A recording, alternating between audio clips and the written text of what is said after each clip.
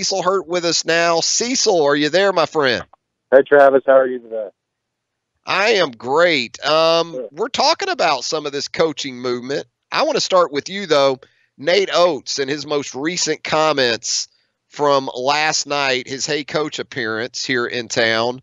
Right. Man, I took from it, this is a guy with a clear and concise plan for this program. You talk about the first 10 days of a presidency or a coaching tenure or whatever you want to call it.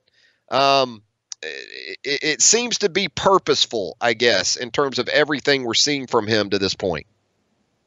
Yeah, I think that he has a plan and a vision, and we'll see how it works, obviously, but it's worked for him before. It worked at the high school level, and then it worked at Buffalo, and so he's going to try and implement that plan. Now, in some ways, the roster is the hand he was dealt, but it's not the worst hand that anybody's ever gotten. Again, this is a team that, for all the disappointment at the way the season ended, this is a team that was last four out of the NCAA tournament. So it's not like he's looking like the Vanderbilt situation where they were 0-18. He's got some guys. Got to make them fit. Got to make them sort of change the culture a little bit. But he seems to have a vision for doing that. The primary guys that you think of with this roster when you hear the comments from Nate Oats, like last night, 1 in, 4 out, maybe even some 5 out, talking about offensive basketball and concepts that he likes to employ. Obviously, it starts with Kyra Lewis on the ball, but some other pieces on this roster that you think fit pretty well with what Nate Oats is talking about, and maybe some areas of this team that might be changing to fit better with what he wants to do. Well, I think that he's glad to have John Petty. You know, John's a good athlete and can be a tremendous shooter. And I thought that John worked hard last year. I thought he worked to improve. Had some ups and downs, but I thought he tried to be a better rebounder and a better defender last year. So that's a good piece to have committed to coming back. Herb Jones, again, tremendous athlete, and I think all coaches kind of look at him and think, I could do this with this guy, I could do that with that guy. He talked about Herb's ability to get downhill to the rim, which he certainly has. He needs to get stronger where he finishes at the rim, and he needs to improve his free throw shooting where he gets more points for getting to the rim. So those are things that he'll work on. You know, those are sort of skills. Strength and conditioning is strength and conditioning, and free throw shooting is skills. So those are things that they can work on from yesterday, when they actually started working on it. So that'll give Herb a chance to improve. You're talking about bigs who can step out and shoot. Obviously, Reese fits that description. You'd like to see him. He's not going to shoot the way he closed the first half against Norfolk State, but Alex can be almost in what Oates did at Buffalo. Alex can almost be your center. You know, he can be that 4 or 5 guy that he's talking about, and can still step out to the perimeter and shoot the three. Tevin Mack obviously has those skills, those inside-outside skills. Just needs to be more consistent with them. So that's the core of your team. They've got the 2 redshirts in Deontay Wood and Javion Fleming Davis. Both Javion's a big guy. Galen is coming back as a big guy. How many he just signed a 6'9" kid out of Findlay Prep in Nevada. How many back to the basket 4 or 5s he thinks he needs? That'll be an interesting determination. Deontay's got some skills. He can shoot it. He's a little bit different situation in that he's coming from small school basketball in Alabama, but sort of played everything for Sacred Heart, 1 through 5 for them at that level. So, guy that you can find a spot for. I think he's got a chance to really benefit from the early recruiting, the way Avery wanted to structure that class. He recruited shooters. Jalen Forbes is a shooter. Jaden Shackelford is a scorer/shooter. Rashawn Gary is a scorer/shooter. if he can keep those three, and it certainly sounds like from what they've said publicly, Forbes and Shackelford are definitely planning to be in Tuscaloosa next year. So those guys seem to fit what he likes to do. He said, not on Hey Coach last night, but in other places, he's going to sign guards. He's going to sign guys that can handle the ball and shoot and play the way he wants to play. But if you've got a 6'7" kid up there in suburban Birmingham, you'd probably use him too. I was going to ask you about that. This sounds like a great system for a versatile guy like Trendon Watford, right? Would be. It would be. Probably similar to what he's done in high school in some ways, and so it'd be a fairly easy transition for him. Doesn't have to. People talk about well, Trendon's not Naz Reid, which he's not. He's not a big 6'10", super athletic, jump out of the gym guy. But in this system, he doesn't need to be. You just take those guys. McDyess knocks on the door, you're going to open the door. But he doesn't have to be that to be a not just good in this system, but outstanding in this system. Let's talk about the staff. I know that Nate has talked about the roster taking over as the primary focal point for now, which certainly makes sense. But it looks like he's bringing Hodgson with him.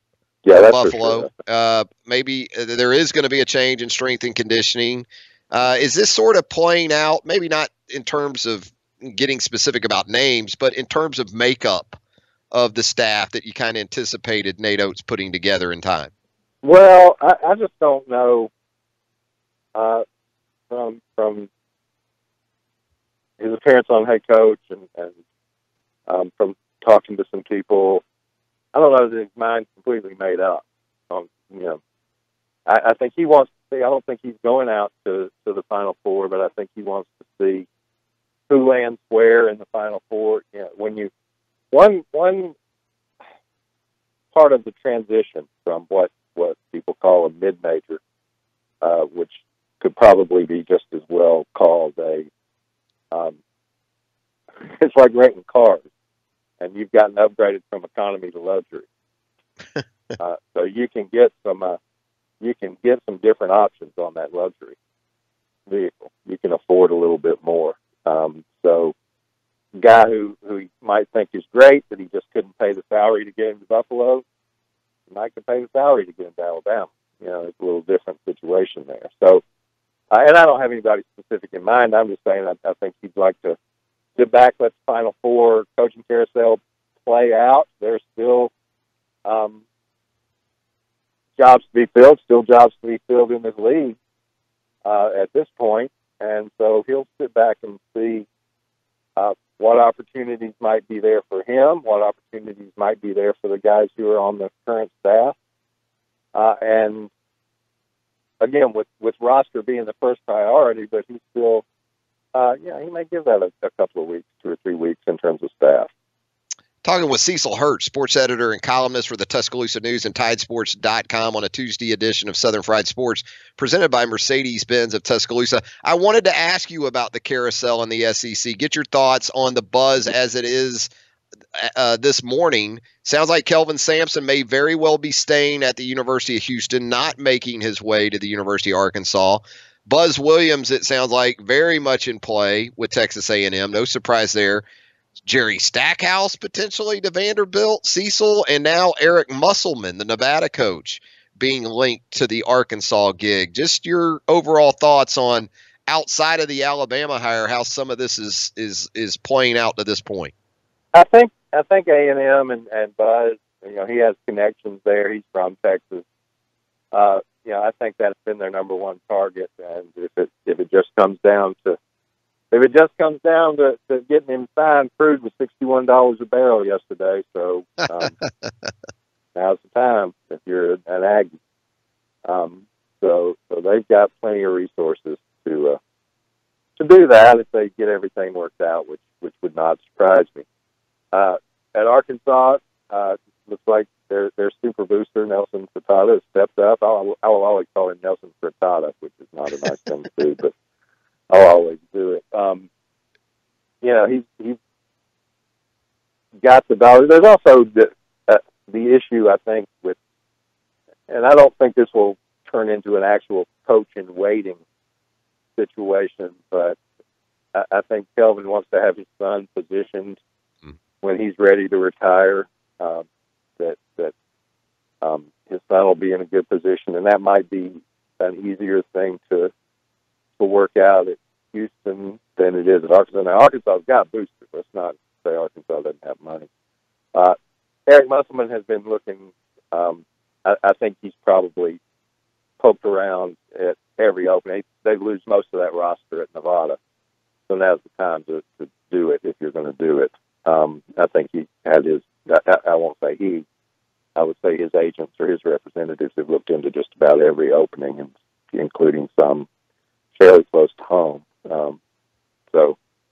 And there are a couple of other coaches that are out there that are similarly, their names seem to pop up at more than one place. How good he would be at Arkansas, I don't know. They really built that Nevada thing on some transfers and so forth, but he's been successful, so I'm just not sure. I think Arkansas thought it might go a different way when they replaced Mike Anderson, but again, not being in Fayetteville, I'm not going to speak for their administration. Just like people from the outside may not understand everything that went into the dynamic of making the change with Avery. Vanderbilt's new AD is a G League guy. He knows the G League. There are two thoughts of that. That you hire a coach and that's the only experience he's got, and when has he ever recruited? On the other hand, somebody made a good point to me. Coaching in the G League, not the easiest gig in the world. You're doing good, and somebody may call up, and your best player's gone. Because he's doing good. He may get called up. You've probably got 5 guys on the floor, and they all think the best way to get up to the NBA is to score points. And that may not, that's hard to handle sometimes. You don't have anybody that's going to do or that perceives that they need to box out on the rebound and close on the three-point shooter. They're kind of straight more on what's going on at the other end of the floor. So we'll see. Vanderbilt's in an interesting situation, whether it's Jerry Stackhouse, whether it's somebody else. And again, I'll be interested to see at the end of the day if you look at him and say, well, is that a better bet than one more year of Bryce Drew, or is it not? Yeah. Yeah, if we get Stackhouse to Vandy, if we could get Vince Carter to say Belmont, where Rick Byrd, the great coach, is retired, we'd have all the great 90s dunkers, Cecil, with Penny at Memphis. We'd have them all in Tennessee. Can we get that? You could have a great pickup game in Tennessee, except I don't know what you do with Rick Barnes. Hey, Cecil, as we let you go here, just your thoughts on any surprise based on the feedback from the first Alabama football scrimmage of spring practice. This team about where you thought it would be, maybe a little bit different in some areas. Just what you took from that. Really, the main feedback I've gotten is that the offense is a little ahead of the defense, and that's not surprising. I don't think they were displeased with the way that things went. They've got, as Nick said, that they've got some good players. Now, Nick's immediate follow-up was, don't have enough. Because Nick's percent with the 85 scholarship limit in the NCAA, I promise you, Nick's perception on the number of really good players you need is 86. So it's never going to be right. No. And so, but with that said, he has a point too. There's certainly some guys that hadn't done it yet, and those guys have to start to step up and show that they're going to step up. But they've got a nucleus. They've got a core of fairly decent guys. So I think that they're. I think that he's happy with his new staff so far, from what I can tell, and thinks that the guys will come along. But again, there's always one more rep that you could do a better job of, and so that's he doesn't flip that switch off. One final one before we let you go. The Auburn Tigers headed to the Final Four, first team from the state of Alabama to accomplish the feat. Cecil, you surprised it took this long for a team from the state to make their way to the Final Four? Well, yes and no. This isn't the some of those spots are going to get gobbled up every year. Not this year, but in most years by Duke, Kansas, North Carolina, the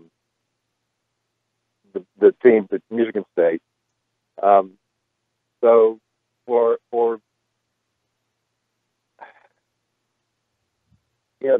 I don't know the state in some ways, but the state, his first team from the state, in an arbitrary geographical boundary. I understand what people are saying. I get that. But Mississippi State, which is 90 miles away, which doesn't have the resources that Alabama has already been one time.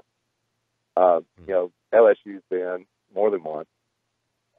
So from that standpoint, I guess you could look. There are some teams you could look at. All the Elite Eight teams. Alabama's 76 team could have gotten a better job in a different regional and had a better chance to get there. But Auburn has taken advantage. It's a tremendous accomplishment. I don't want anybody to misinterpret. You also have to survive sometimes. That game where New Mexico State doesn't make free throws at the end.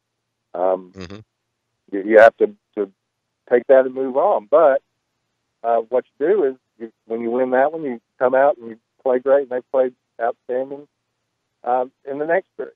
And even though they played well against Kentucky, if K.J. Washington makes some free throws in the last 90 seconds, maybe that outcome is different. I thought Auburn was a better team, don't get me wrong. They played better than Kentucky on Saturday. But so the long-winded answer is yes and no. I'm surprised that it hadn't worked out for some of the really talented teams that have been in this state. But I'm not surprised when you're talking about a fairly limited number of teams, whether it's Alabama or Auburn or maybe some of the UAB teams from the past. Not every year, but some years,